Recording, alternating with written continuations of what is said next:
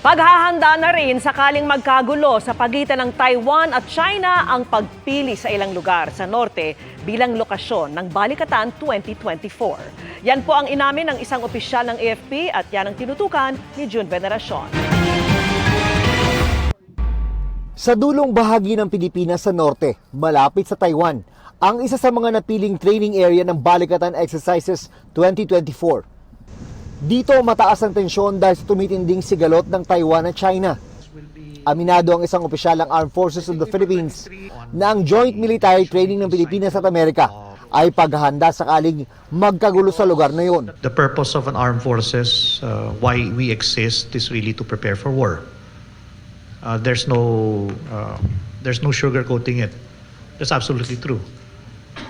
For us not to prepare, that's a disservice to the country.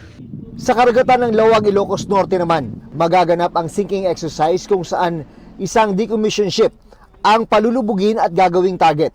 Sa Balikatan 2024, una rin i-deploy ang SM-6, ang missile system ng US military na merong malayo ang range na 300 nautical miles. Nasa Lawag, Ilocos Norte na ito ngayon. It will not fire. So it is, again I said, it's a logistics exercise. We will be firing other weapon systems, but not that one. Aabot din ang military exercise sa West Philippine Sea. With or without China, let's say for example in a parallel universe, China did not exist, we would still be doing these exercises. Magbubukas ang Balikatan 2024 sa Lunes, April 22.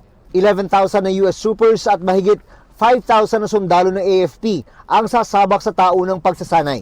Sabi ni Colonel Francel Margaret Padilla, tagapagsalita ng Armed Forces of the Philippines, mainam daw na sa kauna-unahang pagkakataon sasali sa maritime exercises ang France at Australia. With these exercises, paano we can interoperate and integrate our systems with other like-minded nations in the event of any eventualities, no? Not just for the defense side of things, but also in terms of HADR, so humanitarian assistance, as the case may be.